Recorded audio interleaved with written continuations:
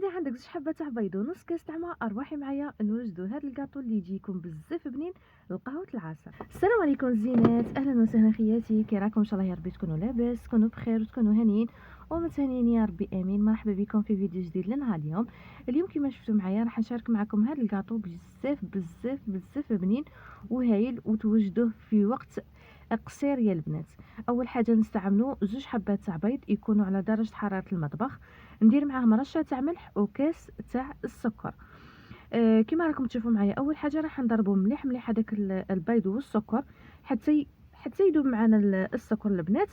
بعد كينا غادي نحط عليهم هنايا قشور تاع الليم ومغرب صغيره تاع لافاني وكاس تاع زيت. هذاك الكاس تاع الزيت البنات ما غاديش نحطوه دفعه واحده، لا غادي نبقى نخلط وانايا نحط غير بشويه بشويه حتى نكملوا هذاك الكاس نتاعنا اللي عندنا.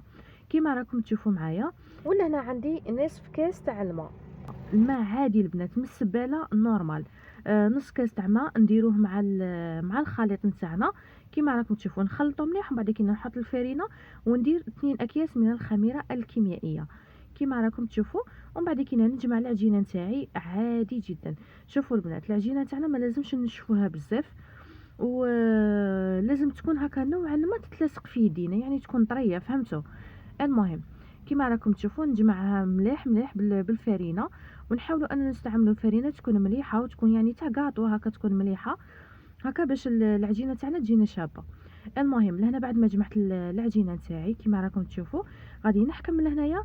اللي عندها ميزان وتبغي تدير كما نقولوا حبات كيف كيف دير بالميزان، واللي ما عندهاش ترفد غير كما درت انايا كما هكا كوره ايا وتبسطها على يديها. شايله البنات ما نبسطوهاش بزاف، نكوروا هذيك الكره نتاعنا مليح ومن بعد كي نهودوها غير واحد شويه كما راكم تشوفوا.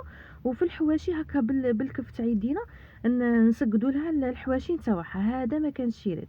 شوفوا يعني الطريقه راهي واضحه امامكم والصوره راهي واضحه، فهمتوا؟ المهم لهنا بديت نشكل في الحبات نتاوعي.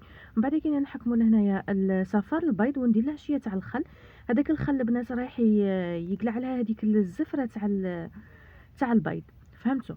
المهم نطلي الحبات نتاوعي كيما هكا، سواء تبغوا ترشوهم بالججلان ولا تبغوا ديروهم شويه ترشوهم شويه تاع كاوكاو من فوقه، ولا تخلوهم غير كيما هكاك. شوفوا يجيو بزاف بزاف بزاف بنان، سورتو كي تكونوا دايرين لهم هكا قشور تاع البرتقال ولا قشور تاع الليم كيما درت انايا، يعطيهم واحد النسمه يا البنات ما شاء الله ما شاء الله. جربوهم وما غاديش كامل تندموا عليهم. بعد كي ندخلوهم مباشره نطيبوهم بالشيرات، نطيبوهم من التحت نعاودو نشعلوا عليهم هكا من الفوق. وشوفوا لي الجمال، شوفوا لي الاناقه، مع كاس تاع حليب، مع هاد البرد وكاس تاع حليب كيما نقولوا كاس تاع قهوه بالحليب. نقول لكم واحد البنه ما شاء الله ما شاء الله. نتمنى كامل تجربوا الوصفه، واذا جربتوها ما تنساوش خليوا لي تحت في التعليقات، ونقول لكم نحبكم ونموت عليكم. الى فيديو قادم ان شاء الله، سلام.